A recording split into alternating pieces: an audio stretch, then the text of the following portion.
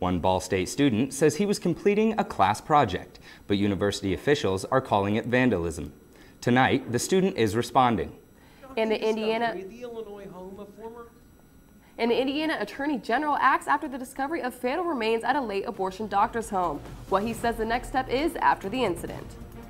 And it's been sunny and hot, but we will have relief in sight. I'll let you know just when you can expect that coming up.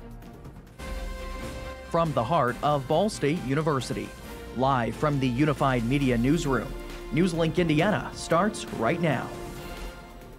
Good evening, everyone. Thanks for being with us. I'm Tucker White. And I'm Emily Harless. Vandalism or artwork. Tonight, a student is speaking out after he says he was unfairly accused of vandalizing the atrium. NewsLink Indiana's Tyler Brummett is live tonight in the atrium. Tyler, you spoke with the student at the center of this debate. What does he have to say? Well, Tucker and Emily, Noah McCormick says all he was doing was spreading a message while working on a class project. It was less than 24 hours ago that officials had to remove words McCormick put on the atrium floor. And while he says it's simply just art, the university is saying it's much more than that. It's vandalism.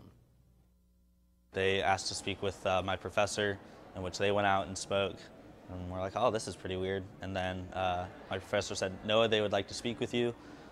So I go out there, and yeah, it's kind of like one of those weird things where you're like, okay, what did I do? Not a typical start to the day for Noah McCormick, and the rest of the day wasn't any more normal. Just take a look at McCormick's Twitter page. Students voicing their opinions after McCormick went on social media to talk about his experience. McCormick calling out university officials, even tweeting at President Mearns. Not only just like the art community here at Ball State, but other students as well. We're just talking about how disrespectful and how unfair this was for the university to pretty much just throw away my art. On the floor, wake up, messages on 8 different tables, even posters on the walls, something the university is calling vandalism, but McCormick says it isn't. Nothing was destroyed. It was all vinyl decals. It was all easily taken off the floor. Obviously, it was easy enough for them just to rip it off in a matter of 15 minutes or so. And while McCormick waits to hear what his potential punishment could be, he just hopes there will be a change so no one else ends up in a situation like his. There's no set rules or writing or anything that says you can put things here, you can't put things here. If the university would have came to me and said, hey, this isn't an appropriate place, can you please move it somewhere else, I would have been more than glad.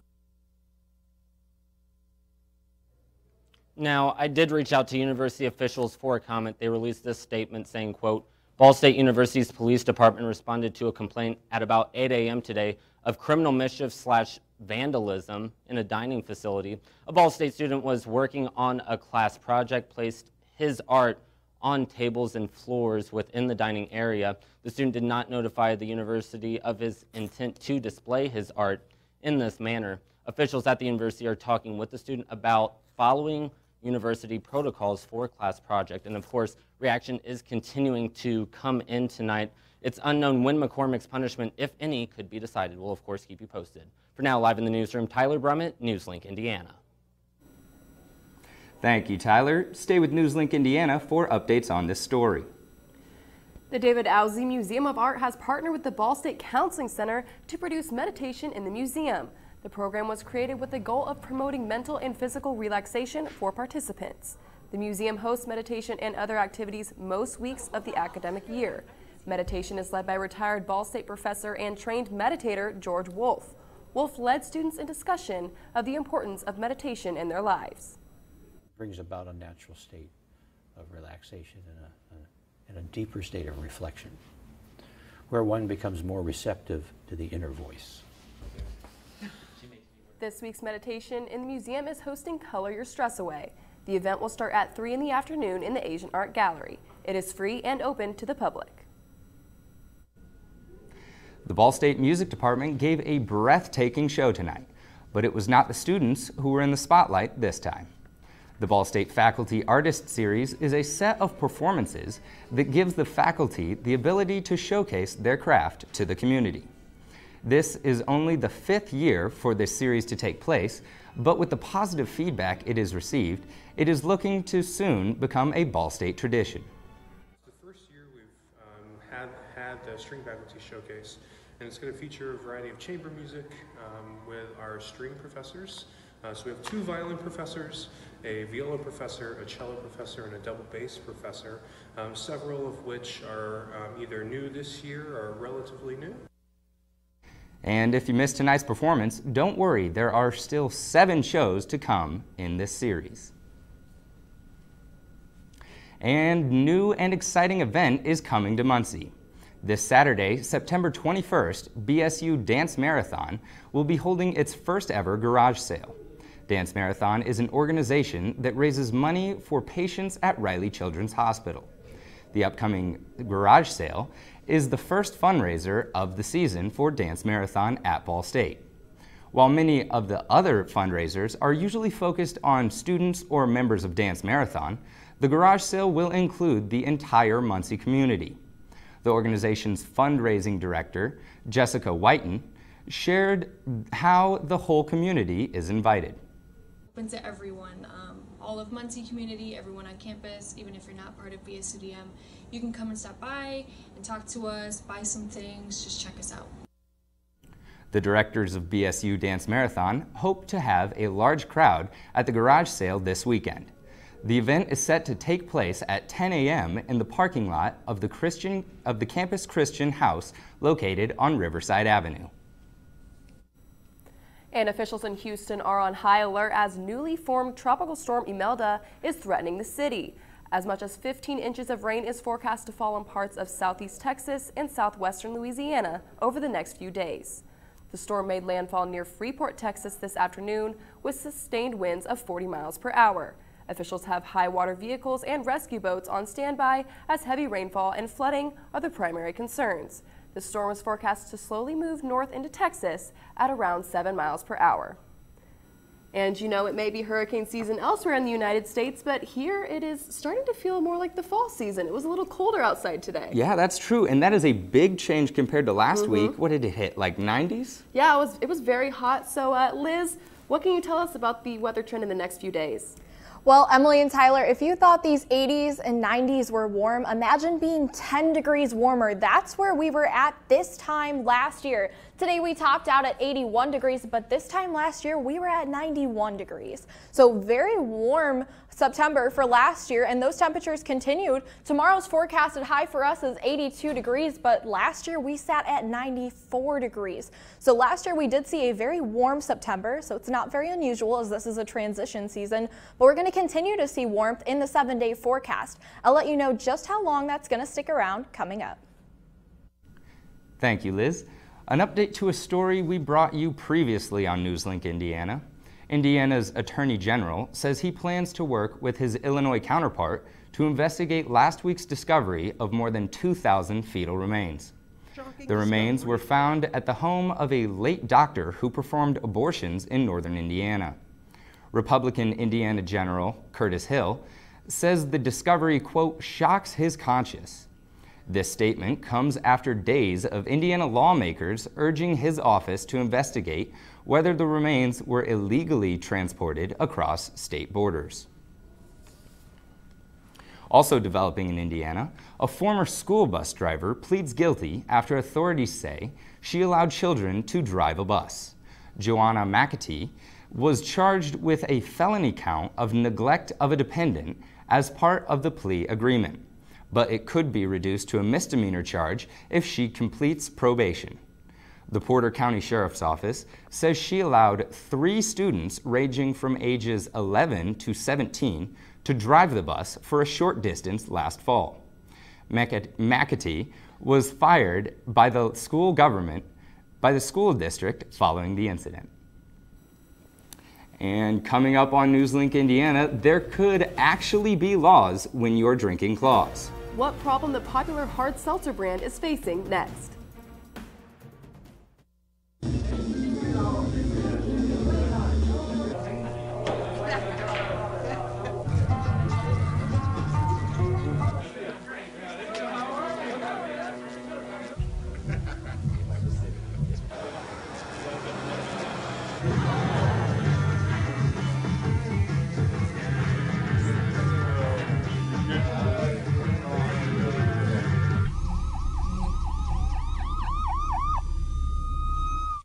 No more, he didn't mean it.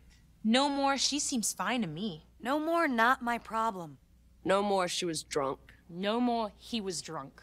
No more, she was asking for it. No more, he didn't mean it. No more, why didn't she tell anyone? No more, we don't talk about that.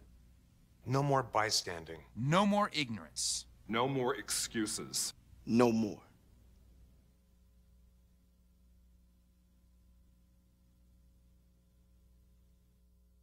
So, I just moved in with this family, and it's embarrassing. The little one, he likes to go outside and crawl around in the giant litter box. I don't know what he's doing. I mean, I was born and I knew how to use the litter box. Look at that! That's disgusting! Oh, poop already! You're making me nervous. Oh, okay, I can't look at this anymore. I really hope he grows out of this, for his sake. After retiring from the NFL, I've been able to spend a lot more time coaching my daughter's basketball teams. It's something I love to do. Through our games and our tournaments, we see all types of coaching, good and bad. And it begs the question, do we really know who's coaching our kids? Do they have the proper training and screening it would take for me to be comfortable with my daughters playing for that coach? Our Youth Basketball Association made the decision to use trusted coaches to screen and train all of our coaches. I'm a trusted coach. Are you? Welcome back. Thousands of General Motors workers are on strike. This comes after the United Auto Workers Union walked out of dozens of GM factories across the country. Karen Kaifa tells us why this is the largest work stoppage at any union against any American business since the last GM strike in 2007. The United Auto Workers Union striking against General Motors Sunday night, walking out at dozens of GM factories and facilities in 9 states, including Michigan. My father was here and his uncle before him. 3 generations. I have children, and my children will have children, and I want this place to still be around for them. The union says GM is putting profits ahead of its people, many of whom weathered the company's struggles in 2008 and 2009, bankruptcy and a government bailout.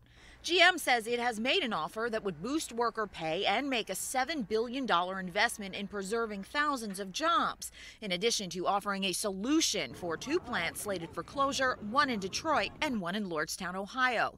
The union says saving jobs is key to the talks. It has always been a priority for the UAW to sustain job security in any one of our agreements, and we are going to continue to have those discussions. Democratic Congresswoman Alyssa Slotkin of Michigan has 2 GM plants in her district. I think everyone wants to get to a deal, right? People don't want to be out of work. They don't want to be on strike. They want to be negotiating and getting to some conclusion. I was thrilled to see that the parties were meeting again today. Any deal between the union and GM will set the tone for upcoming contract conversations with Ford and Fiat Chrysler. In Washington, I'm Karen Kaifa. Continue to update you on conversations between GM and the union as this story develops. A problem is bubbling up for the biggest brand in hard seltzer. White Claw says the company is facing a nationwide shortage of the drink. The company says this problem is a result of its success, and that the supply could not keep up with the demand after sales spiked 300% this summer. White Claw says it's working to keep up with demand, but no word yet on when the shelves will be fully restocked. And while White Claws are running out, a new addition is coming to Chipotle, carne asada, and the new ad makes it sound pretty good. Take a look. Tender, steak, hand-cut, grilled fresh. For a limited time only, you can chow down on the carne asada at more than 2,000 locations. This new addition is part of Chipotle's push to offer more diet-friendly options. But don't worry, vegans and vegetarians. Chipotle rolled out meat-free bowls just earlier this year. And, you know, while there is a new addition to Chipotle, is there anything new coming up in the weather? Well, we have a pattern change, but I don't know if you saw on our Twitter earlier today, we sent out a poll to some of our followers asking, do you guys rather prefer the sun coming out or fall coming out? What do you guys think? I think it was fall. I think a lot of people like fall. I'm going sun. Let's go sun. Well, I think the answer will surprise you. We'll take a look at that and we'll let you know just how much sun we're going to see coming up in My Full Weather. For those who serve today and those who served before them. For those whose sacrifice will never end. The Gary Sinise Foundation shows its gratitude through entertainment, outreach, and life-changing support. We can never give enough, but we can always give a little more. Find out how you can donate at GarySiniseFoundation.org.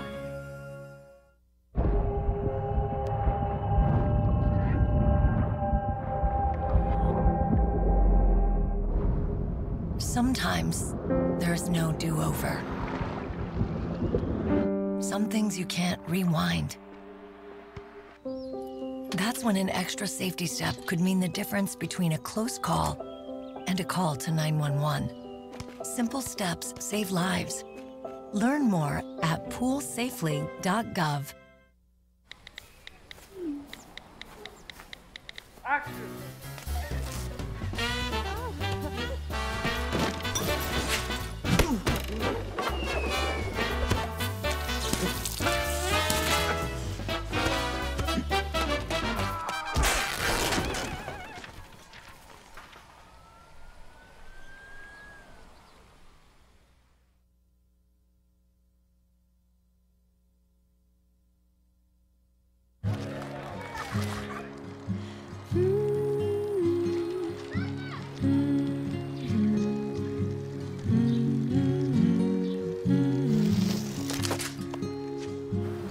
Of all the things you've done with your bike, donating it to Goodwill may be the most incredible of all.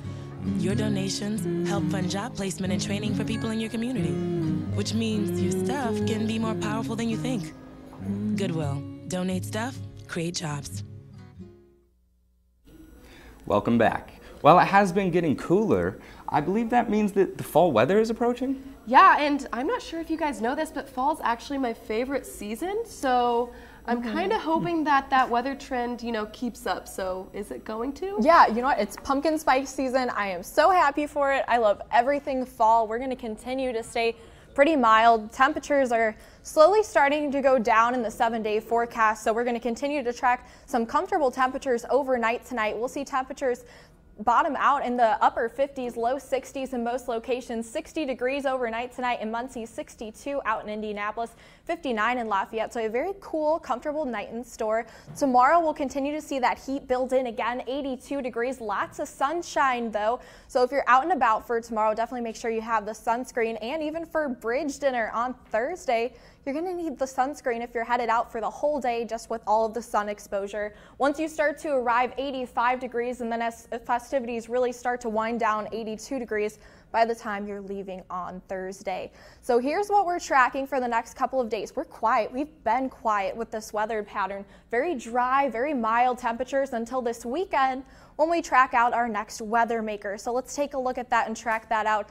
Still very early on for this system, so we're going to continue to monitor this, as we could see the earliest chances for rain come in very late Saturday night and into Sunday, but I don't think this model's handling it very well. I think the best chances are really going to be Sunday and into Monday, so we will continue to track that out as we see some heavier pockets of rain associated with this, and we could even see a thunderstorm or two incorporated with this, so just keep an eye to the sky as you're headed out throughout the next couple of days.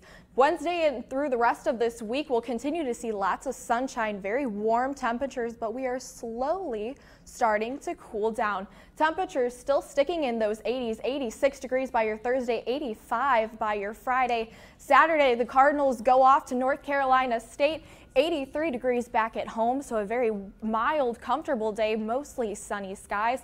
We'll see the next chance for some rain come in as that next weather maker pushes in for Sunday and into Monday. Temperatures will cool off with that too, so that'll be a nice mild relief for us as we start to finally push back into those 70s yet again. And I know I am so excited for those 70s. My non-air conditioned apartment is very excited for those 70s. Yeah, like I mentioned, I love that fall weather. Not necessarily loving the chance of rain for this weekend. Not my favorite kind of weather, but we'll see what happens, I guess. So. Yeah. Thank you, Liz. Yeah. Moving on to sports now. All right. Well, 19 months. That's how long it's been since Ball State women's golf has won a match. Tonight, the Cardinals broke that losing streak. That and more coming up in sports. So if one cat has 4 kittens who reproduce every 6 months, how many cats will there be in 5 years? Who's got it? Is this... What is that? Seriously? Who threw that? Cats are terrible at math, but they sure do multiply. Please spay, neuter, and adopt. The solution is 10. I'm a teacher. Let me tell you what I make. I make learning a privilege, not a chore, and frustration a tool, not an obstacle. I make working hard seem easy and giving up impossible. I make an old subject feel like a fresh thought and unconventional methods common. I'm a teacher. I make more.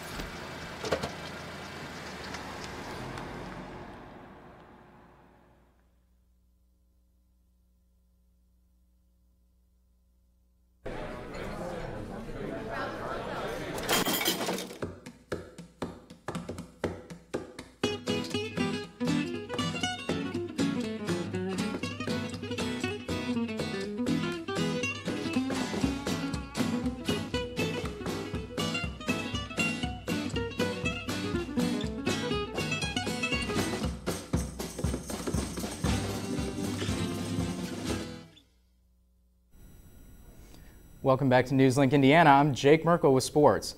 The women's golf squad took to the links today. They're in their only home match of the year. The Cardinal Classic, hosted at the Players Club in Yorktown, featured teams from across the Midwest. With more, here is Philip Shorzay.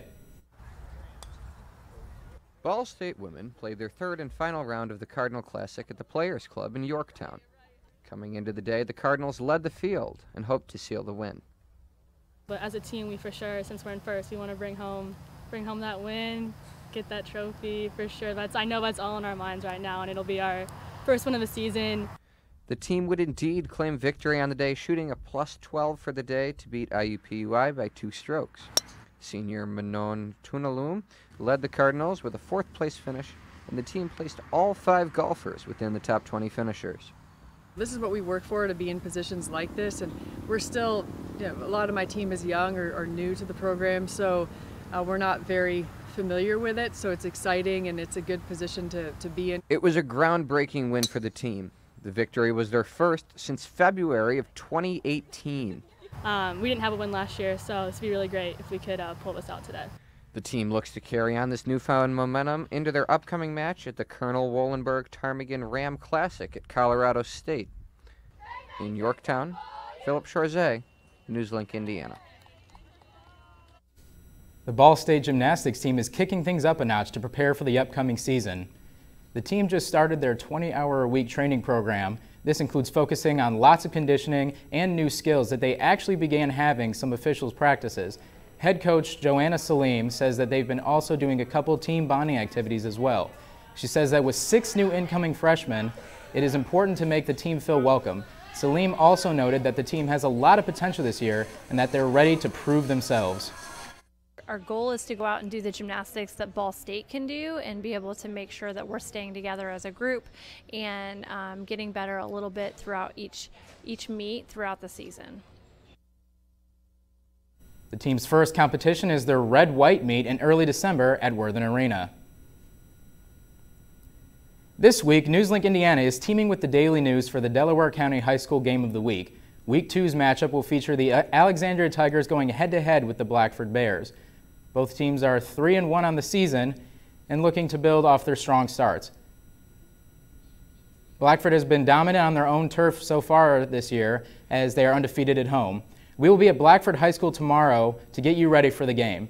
The Tigers and Bears will collide at Blackford this Friday at 7 p.m. Yeah, so I mean, high school football, I loved high school football when I was obviously in high school. It's a really big thing in a small town, but also The gymnastics. I love watching gymnastics, but 20 hours a week seems like a very rigorous training program. That's a part-time job. It's a lot to do, and with that football game too, it's kind of crazy because Alexandria is actually more of a passing team, and Blackford's definitely more dominant with their run. I think they're running more than 280 yards per game. Yeah, so that'll be exciting to see how all that plays out. Thank you, Jake. Of course. Well, spooky season is officially here. How you can start celebrating Halloween next in Trending. Hey, did you know 2.4 million loving cats and dogs in shelters and rescues need our help to find a home? Let's go to theshelterpetproject.org and meet a few who are in a shelter near you.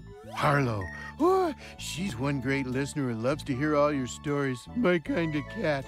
Cerulo is a sweet, goofy boy who's eager to please. Sounds just like another dog I know. So go to theshelterpetproject.org, search your local shelters and rescues, and go for a cuddle with your next best friend. Adopt. Problems. The ones nobody talks about at cocktail parties. We go looking for them. No matter the obstacles, no matter the odds, we surround a community's most critical problems, and we fight. United Way fights for the health, education, and financial stability of every person in every community. Will you? It doesn't take a scientist to cure hunger or a fancy economist to create safe housing. It takes imagination, creativity, sweat equity. And I think of kids going to school hungry. Hunger, homelessness. In this land of plenty, seriously? Come on, we could fix this. Help out, or don't. The choice is yours. Here's your sandwich, miss. Oh, thank you. And your burger. Awesome, thank you. And your bowl of boiling water, sir.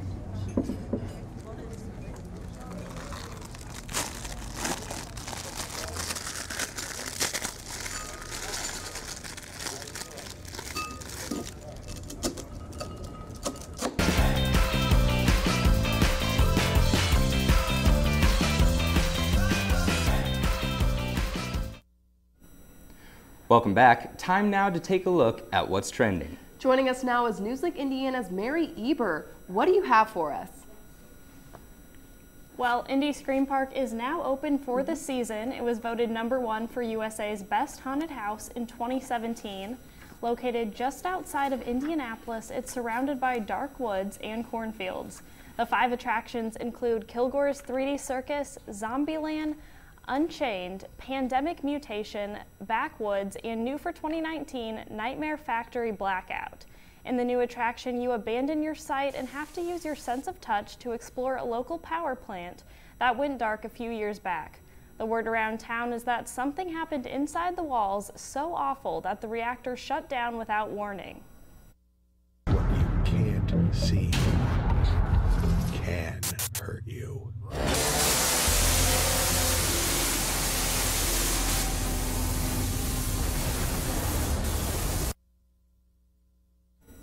Now, I don't know how you guys feel about haunted houses, but I'm excited for the new attraction at Indy Scream Park. Yeah, actually, Halloween is my favorite holiday. I don't know if you guys knew that. Probably goes with the fact that fall's my favorite season, but you know, I go to Indy Scream Park a lot. I love haunted stuff, so I'm excited to see how that blackout attraction kind of works. Oh, I don't think I could do it. I've never been in a haunted house, Really? and you couldn't pay me enough money to go into it. I'm a huge scaredy cat. Yeah, I know a lot of people are like that, but you know, I'm excited to see how it goes. So Liz, thank you, Mary, but Liz, what do you have us in your weather forecast? Yeah, so we're going to see a little bit of a pattern change, nothing too drastic. We'll continue to see those 80s stick with us, and then we'll see the chance for more precipitation and cooler temperatures on the way. Thank you, Liz. That's all tonight for NewsLink Indiana. Be sure to join us again tomorrow night at 9, streaming live on NewsLink Indiana's Facebook page. And don't forget to like us on Facebook and follow us on Twitter. Have a great night.